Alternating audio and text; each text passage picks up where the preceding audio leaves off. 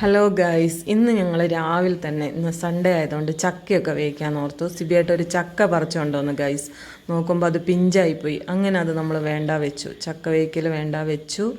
പിന്നെ ഞാൻ ഒന്ന് മിറ്റൊക്കെ അടിക്കാമെന്ന് ഓർത്തു. കുറേ ദിവസമായി മിറ്റടിച്ചിട്ട്, മഴയൊക്കെയല്ലേ. അങ്ങനെ നമ്മളെ കിണറിൽ വെള്ളം നിറയാനായിട്ടുണ്ട്. പിന്നെ കുറച്ച് മുരിങ്ങയില പറിച്ച് തോരൻ വെച്ചാലോ എന്നോർത്ത് കുറച്ച് മുരിങ്ങയില പറിക്കുകയാണ്.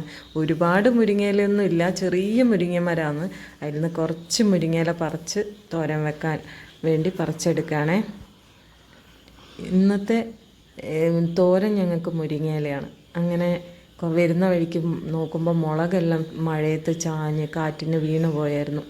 അങ്ങനെ കുറച്ച് മുളകും തോരനിലിടാൻ വേണ്ടിയിട്ട് പറിച്ചെടുത്തു. നല്ല വെള്ള മുളകാണേ, നല്ല കാണാനൊക്കെ നല്ല രസമായി മുളക് കാണാൻ. അങ്ങനെ അൽബൂസിനൊരാഗ്രഹം മഴയത്ത് കുളിക്കണമെന്ന്. എന്നാൽ പിന്നെ കുളിക്കട്ടെ എന്ന് ഞാനും വിചാരിച്ചു. അവൻ അങ്ങനെ കുളിക്കുകയാണ്. അവൻ്റെ ഒരു സന്തോഷം കണ്ടോ ഗൈസ്.